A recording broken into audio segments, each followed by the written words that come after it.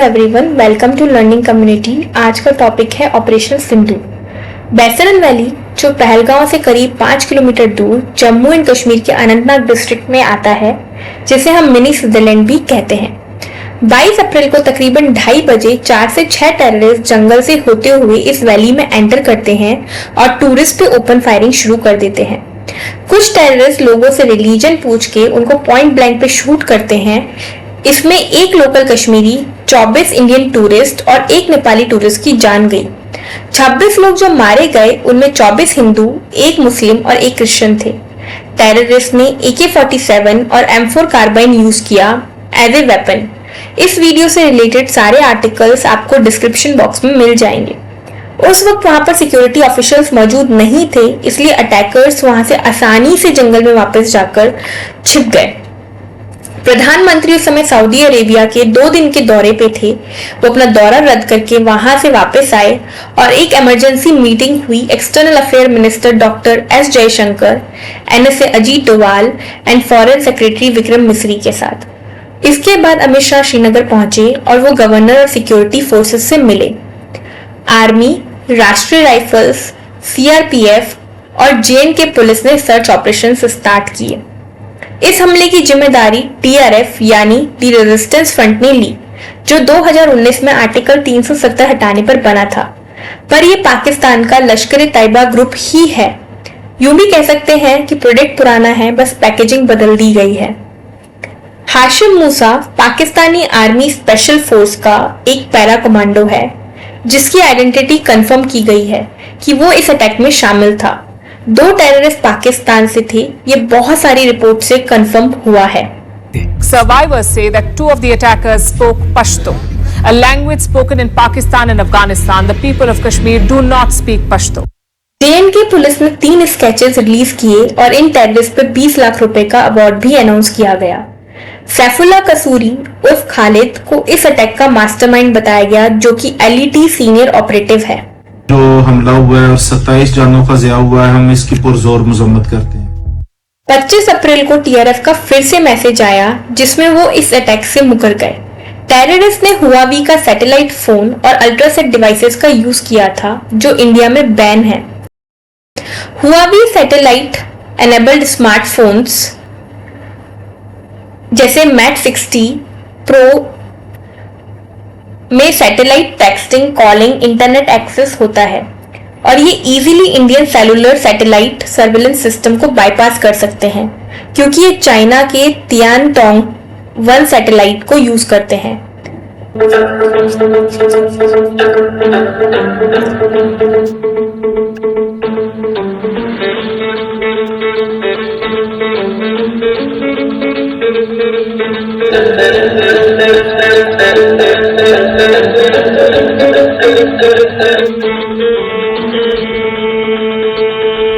वही रात 1:44 पे इंडिया की तरफ से एक स्टेटमेंट रिलीज होता है, जिसमें ये बताया जाता है कि पाकिस्तान के 9 टारगेट्स जो बहावलपुर, मुजफ्फराबाद, कोटली, मुरीदके, भिंबर आदि जगहों पे थे, उनके टेरर कैंप्स को डिस्ट्रॉय कर दिया गया है, जो लश्कर ए तैयबा और जैश ए मोहम्मद के हेडक्वार्टर्स थे। पहली साइट थी मरकज सुबहान अल्लाह, जो बहावलपुर में था। ये जैश ए मोहम्मद का हेडक्वार्टर था। यहाँ पर टेररिस्ट की ट्रेनिंग और रेडिकलाइजेशन होता था। फिदाइन मिशन को भी यहीं से अंजाम दिया जाता है और पुलवामा अटैक की प्रिपरेशन भी यहीं हुई थी। मसूद अजहर जो UN डेजिग्नेटेड ग्लोबल टेररिस्ट है, वो यहीं से ऑपरेट करता था। इंटेल लैब की रिपोर्ट्स के अकॉर्डिंग इसका एक्सपेंशन होता जा रहा था। अगर हम 2011 और 12 की इमेजेस देखें और अभी की इमेजेस देखें, तो इसका एक्सपेंशन होता जा रहा था।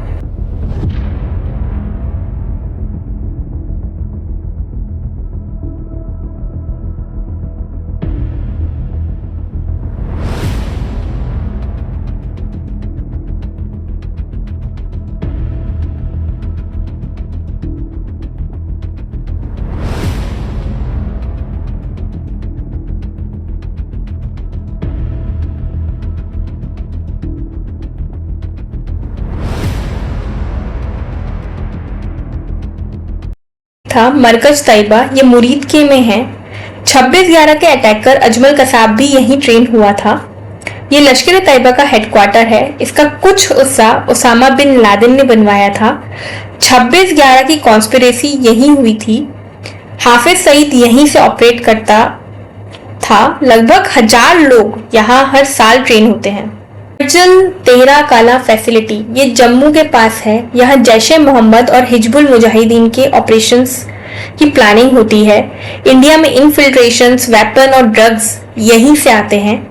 बाकी सारी साइट जैसे महमूना जोया फैसिलिटी, सियालकोट, मरकज अहले हदीद बरनाला, भिम्बर, सईदना बिलाल कैंप भी ट्रेनिंग, इनफिल्ट्रेशन आदि टेररिस्ट एक्टिविटीज। न्यू इंडिया ने जंग शुरू कर दी है। अभी मेरे बहावलपुर सिटी के अंदर मौलाना मसूद अजहर साहब के जो है मदरसा है उसके ऊपर 4 मिसाइल दागे गए हैं। 4 मिसाइलों के साथ हमला किया गया है मौलाना मसूद अजहर साहब के मदरसे के ऊपर। हम अपनी अफवाज पाकिस्तान के साथ खड़े टाइम रिपोर्ट कर रहे हैं आपको कि मौलाना मसूद अजहर साहब के मदरसे में 4 धमाके हो चुके हैं और 5वां धमाका बिल्कुल मेरी आंखों के सामने हुआ है। मैं बहावलपुर मरेंट चौक पे था इस टाइम जब ये आसमान फुल लाल हुआ है और मैं इधर आया हूँ तो अभी एक लाइव धमाका देखा गया इधर से। अजहर जो मास्टरमाइंड था IC 814 हाईजैकिंग का और डैनियल पर्ल की किडनैपिंग और बीहेडिंग में भी शामिल था, वो ऑपरेशन सिंदूर के दौरान मारा गया। इसके बाद जुडिया पर्ल का एक ट्वीट आया जिसमें उन्होंने कहा कि वो इंडियन मिलिट्री फोर्सेस को थैंक्स बोलना चाहती हैं क्योंकि अब्दुल रऊफ अजहर जो उनके सन की किडनैपिंग और मर्डर में शामिल था उसको इंडियन मिलिट्री फोर्सेस ने मार दिया है। एक पिक वायरल हुई जिसमें जो टेररिस्ट ऑपरेशन सिंदूर के दौरान मारे गए उनका स्टेट फ्यूनरल हुआ जिसमें हाफिज अब्दुल रऊफ जो US डेजिग्नेटेड ग्लोबल टेररिस्ट है वो प्रेयर कंडक्ट करा रहा था और उसके पीछे पाकिस्तानी आर्मी यूनिफॉर्म में खड़ी है और पाकिस्तानी फ्लैग का यूज किया गया है कॉफिन्स के ऊपर।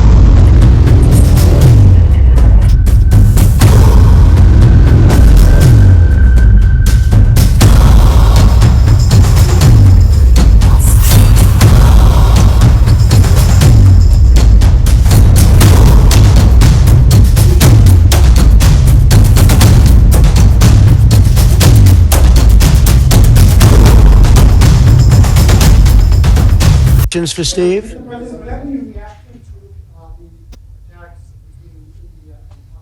No, it's a shame. We just heard about it just as we were walking in the doors of the Oval. Just heard about it.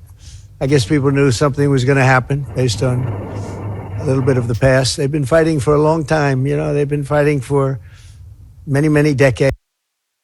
Shahbaz शरीफ का एक स्टेटमेंट रिलीज हुआ जिससे कंफर्म हुआ कि इंडिया ने कुछ सिलेक्टेड साइट्स पे टारगेटेड अटैक्स किए हैं।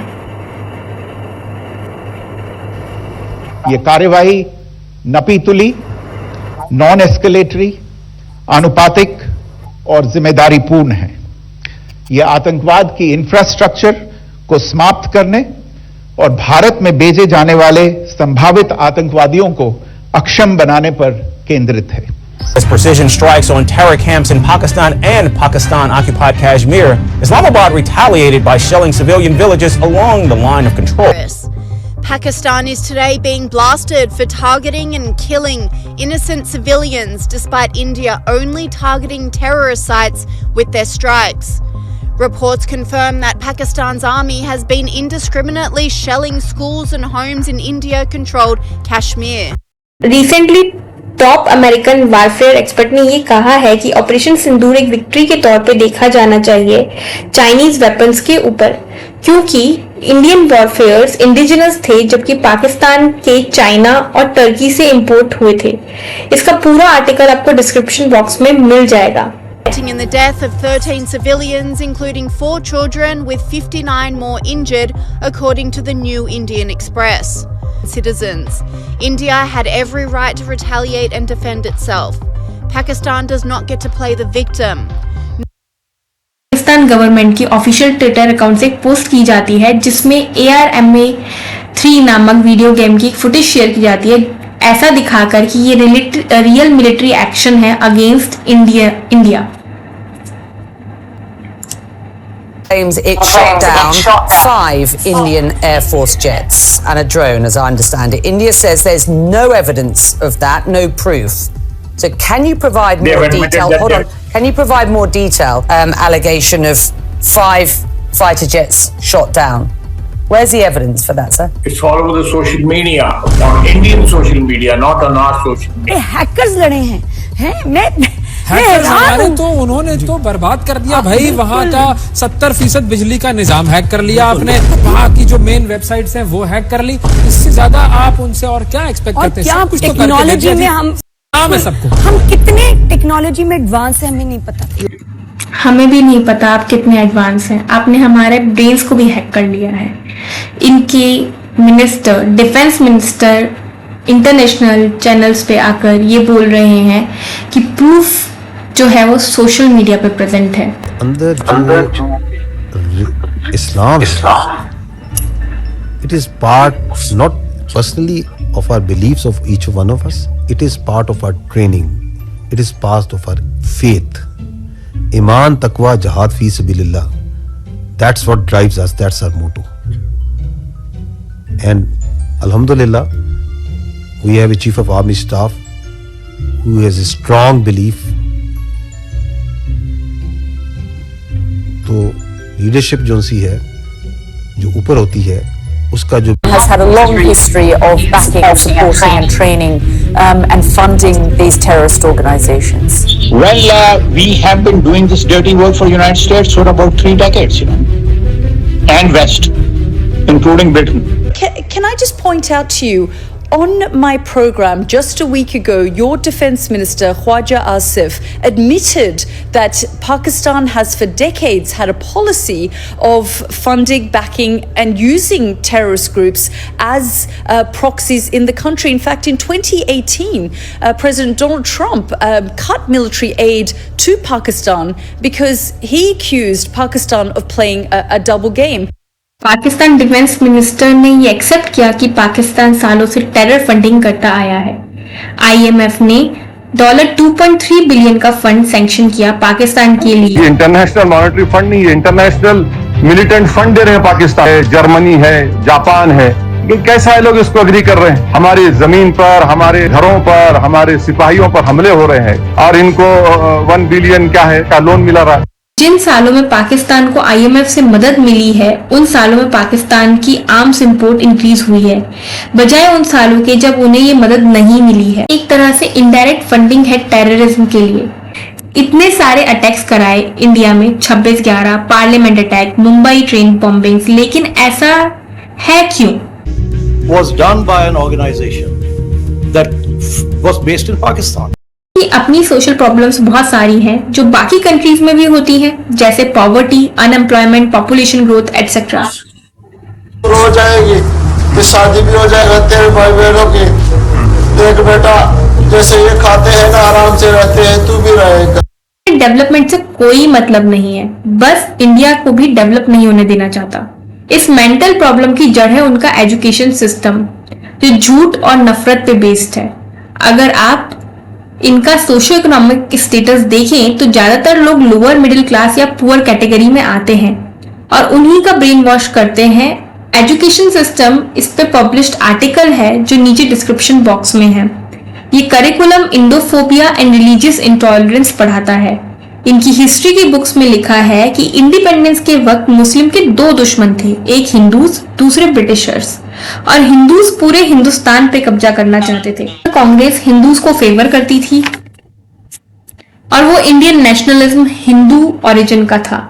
बुक है पेज नंबर 33 पे ये लिखा हुआ है, इंसानियत दुश्मन हिंदुओं और सिखों ने हजारों बल्कि लाखों औरतों, बच्चों, बूढ़ों और जवानों की इंतहाई बेदर्दगी और संगदिली से कत्ल किया और बेआबरू किया। अपने भांजे ने मतलब स्कूल में उसको पढ़ाया गया कि काफिर का मतलब बुतों की पूजा करना। में झूठ, न्यूज चैनल्स में झूठ, करप्ट पॉलिटिशियंस, डेमोक्रेसी तो नाम की ही है, रूल हम सबको पता है वहां आर्मी का है।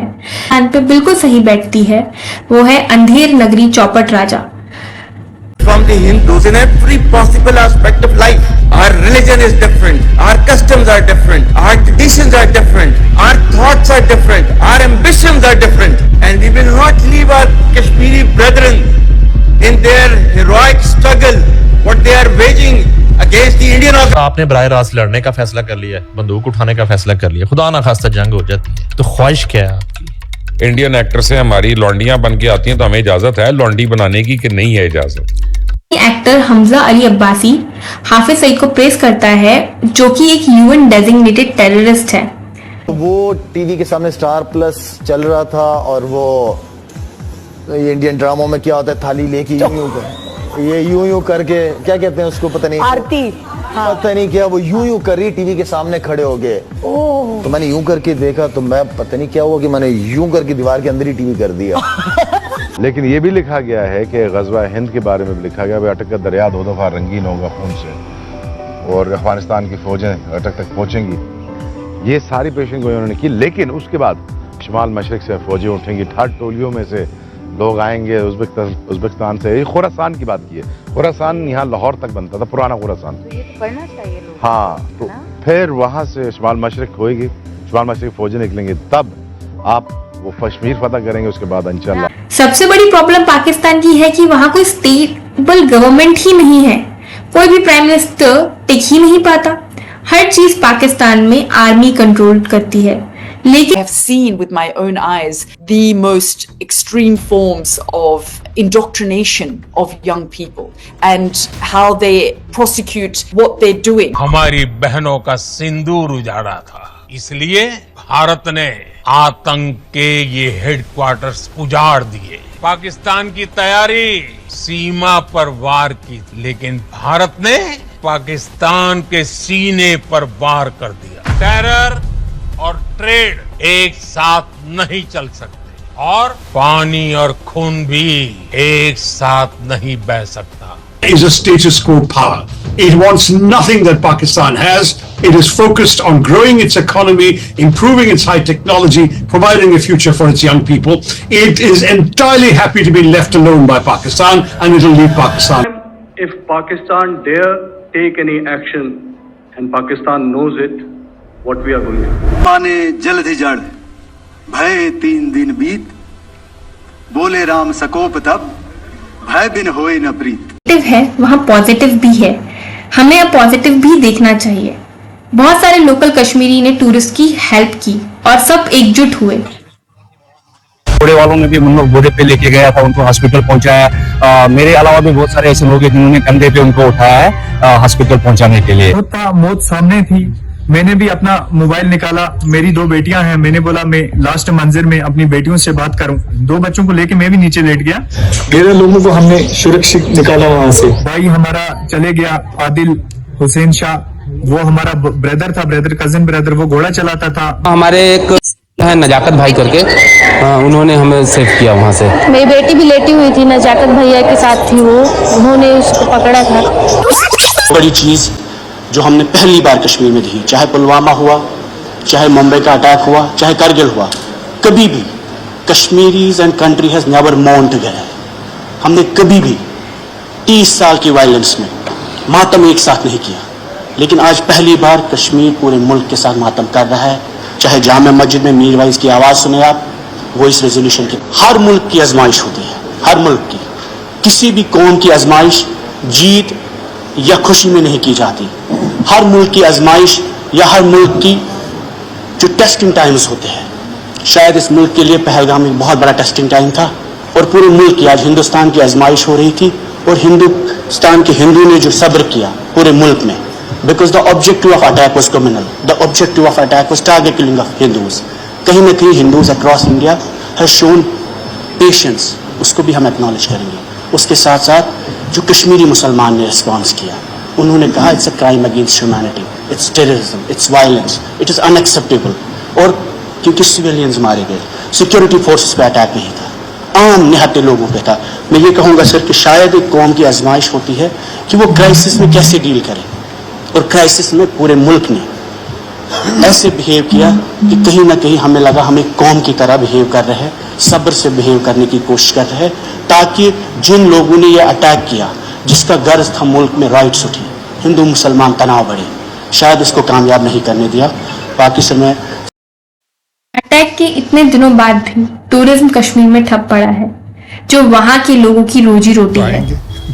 हमारा कश्मीर है, हम यहाँ आएंगे।